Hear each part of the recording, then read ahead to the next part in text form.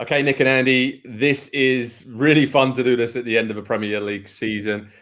Team of the season. Let's pick our best 11, the lineups. We've got it already here, Nick. So let's reveal it. Your best 11 players and the way you set them up from this Premier League season. Because this team, to do this, it was difficult for me to find a formation to try and fit in the players that I thought should be in the team.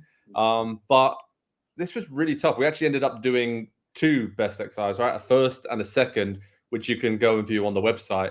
But let's go with the first XI and reveal your top 11 players. Yeah, and it's kind of like the English national team this summer. That's how I feel. It was a little easier to pick the defenders and goalkeepers than everybody else. Only one disclaimer. We'll all have disclaimers. I still think Alisson Becker is the best goalkeeper. He missed too much time for me. Same thing. Kevin De Bruyne is incredible and still almost made my list. But two guys I kept in. But we'll go with goalkeeper first. I went with Emi Martinez from Aston Villa. At the back, I went with Saliba, Akanji, and Van de Ven. In the midfield, Rodri and Declan Rice. So I really don't need backs, if I'm honest with you. Then Martin Odegaard and Phil Foden. And then up top, this is where the injury thing comes in. I did use Ollie Watkins, and everyone else was tough for me. But Mohamed Salah, I think, was still very, very, very good, despite missing AFCON time and an injury time. And Erling Haaland is someone who I think we forget that if he were on any other team, he'd be still scoring the sort of Dortmund goals that make us say, wow, but he's used differently. So that's my best 11. Wow. Andy, a lot to unpack there. Do you want to just list out your best 11? I'll do the same, and then we can discuss some of the similarities and differences that we have.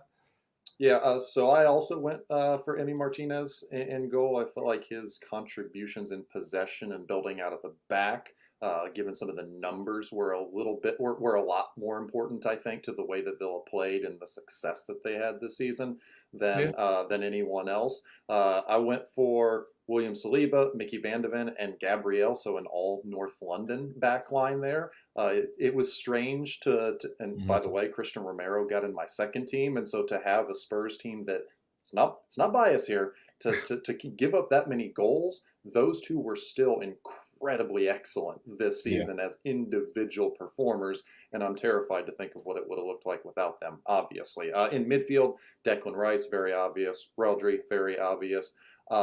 Martin Odegaard, I don't think you can have any arguments there. I made a late change, though. You know what? I got Cole Palmer in there because it felt like the other, and I agree with Nick, De Bruyne is the one that you want to put in there, but he missed too much time. And so Palmer does, I think, in the end, sneak in for me. Up top, it wasn't quite that difficult. I thought Haaland missed a little bit too much time, so I went with Saka, Watkins, and Foden having just an incredible breakout season. He would have been the breakout player this year for me, but he's been on the radar for so incredibly long already that it would have felt a little bit like cheating.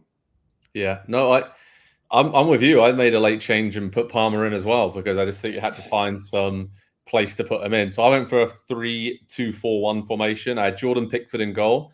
I think given Everton's situation, we kind of brush aside actually how well they've played defensively this season. And he's been asked to do a lot of saving shots. They've been asked to do a lot of defending the way they play and style of play.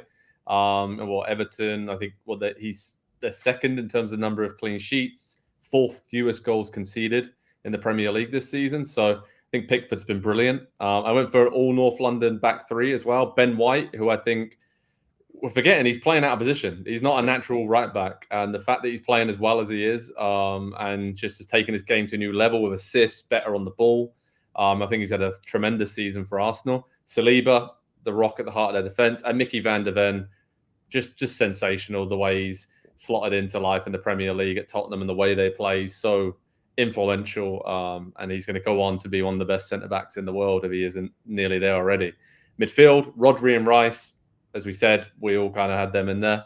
And then attacking midfield areas, Saka and Foden out wide, and then Odegaard and Palmer in the middle. So pretty attacking there. But I just think that those four players there have just really elevated themselves as the playmakers. And you mentioned De Bruyne. I missed too much time. And that's why I didn't have him in there. And I had Ollie Watkins up front because you mentioned, Andy, previously. he is the main reason that Aston Villa are in the Champions League. They're a great organised team, but he's led that line superbly, often on his own, scored goals, created them, and again, taken his game to a whole new level this season. So, Nick, any other players we should have included? Anything else you want to give a shout out to? I know, again, we mentioned we got a second 11 up on the website as well for people to check out if they're particularly upset that a player didn't make it in there. But yeah, so definitely a few notes on some of those lineups for us. Yeah, listen, it's a team of a season, and I think we have not mentioned someone enough this year. Or I'm sorry, the second half of this year, and that's Heung-min Son. You talk about expectations. Yeah. He's so good. He's a special kind of player. He, for lack of a better term, lost Harry Kane. I thought it was very difficult to put attacking players in here, to find a place for Saka. I like what you did with yours, with the 4-1 up there, because it's difficult to do a very Pep Guardiola type formation, but it's hard to do. I mean, we did not mention Bernardo Silva, Bruno Fernandes, Bruno Guimaraes, Alexander Isak, Kai Havertz, like players who were influential in team seasons. And that's wild to me. And I just kind of want to point that out. It's harder than ever to become an attacking league. But because it's become an attacking league, players like Rodri and Rice stand out more than anyone else because they're so special and they kind of command what we do. And special shout out to two left backs. We both went for back threes. I thought when Andy Robertson was healthy, he was still one of the best in the game. And Anthony Robinson, United States men's national team player, shone on a team that was very uneven. Yeah, no, I think that's great. And Destiny Udogie as well for Tottenham, another promising left back that when he was fit, start of the season in particular, was really good. Yeah, great bow on that segment, Nick. I think it was hard for us, but we enjoyed putting this Premier League team of the season together. So head over to Pro Soccer Talk on NBCSports.com to see our teams in full, our second 11s as well.